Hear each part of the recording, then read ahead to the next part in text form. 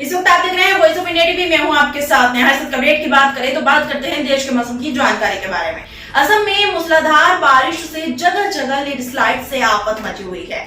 2 दिन से जारी बारिश से जगह जगह पानी जमा हो गया है। मंगलवार को लैंडस्लाइड से 4 लोगों की जान भी चली गई थी। असम में बारिश के कोहराम के बीच देश के कई राज्यों में मानसून की दस्तक का इंतजार है। उम्मीद है कि शनिवार तक ओडिशा में मानसून पहुंच जाए। गुवाहाटी में बारिश के दौरान तेज हवाएं चलने से पेड़ भी गिरे।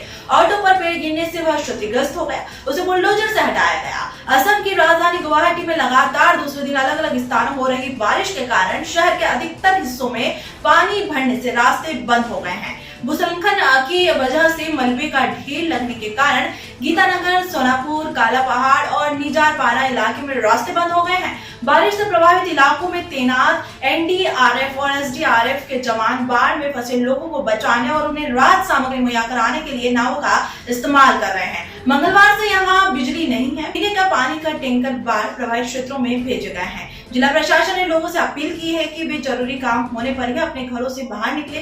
गुवाहाटी में लैंडस्लाइड्स के कारण रास्ते बंद हो गए हैं। इसी कारण सड़क पर वाहनों की लंबी लाइन है। क्षेत्रीय मौसम विज्ञान केंद्र द्वारा बारिश की चेतावनी के बाद कामरूप मेट्रोपॉलिटन के उपायुक्त पल्लव गोपाल झा ने सभी स्कूल, कॉलेजों और शैक्षणिक संस्थानों को बंद कर देने का आदेश दिया है। मौसम विभाग ने चेतावनी दी है कि 17 जून तक असम में तेज बारिश जारी रहेगी। तो ये था देश का वेदर अपडेट। लगातार जानकारी के लिए बने रहे वॉइस ऑफ इंडिया टीवी के साथ। जय हिंद, जय भारत।